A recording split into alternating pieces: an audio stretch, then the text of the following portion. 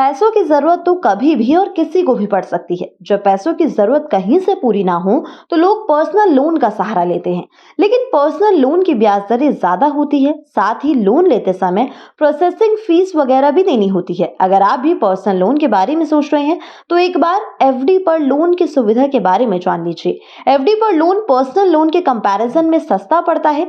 साथ ही इसमें आपको प्रोसेसिंग फीस के चक्कर से भी छुटकारा मिल जाता है। तो चलिए आपको बताते हैं एफडी पर मिलने वाले लोन की खास बातें। तो अगर आपने लंबे समय की एफडी करवाई है और आपको बीच में पैसों की जरूरत है तो आप एफडी को तुड़वाने या पर्सनल लोन लेने के बजाय एफडी पर लोन के ऑप्शन को चुन सकते हैं।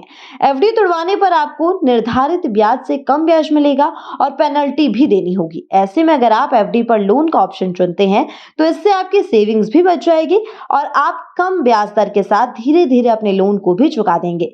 एफडी पर आपको लोन के तौर पर बैंक से कितनी रकम मिलेगी ये आपकी एफडी की राशि पर डिपेंड करता है।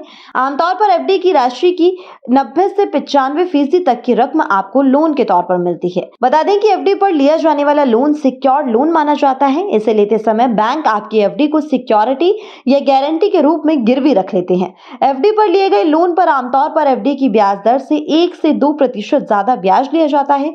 मान लीजिए आपने 5 साल के लिए एफडी करवाई और इस पर आपको 7% के हिसाब से ब्याज मिल रहा है तो आपको लोन 8 से 9% ब्याज के साथ मिल जाएगा।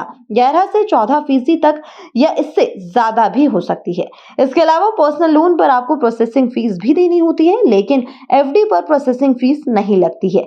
वहीं इसी के साथ एक सवाल और है जो अक्सर लोगों के जहन में रहता है कि एफडी पर लिए गए लोन की रकम को कितने सालों में वापस करना होता है। तो इसका जवाब है कि आपके लोन के ड्यूरेशन पर आपकी एफडी की ड्यूरेशन डिपेंड करती है।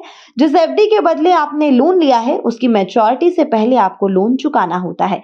अगर आप लोन को समय से नहीं चुका पाते तो आपकी एफडी की रकम से उस लोन को कवर कर लिया जाता है। साथ ही इस लोन को आप अपने कंफर्ट के अकॉर्डिंग लमसम या इंस्टॉलमेंट में चुका सकते हैं।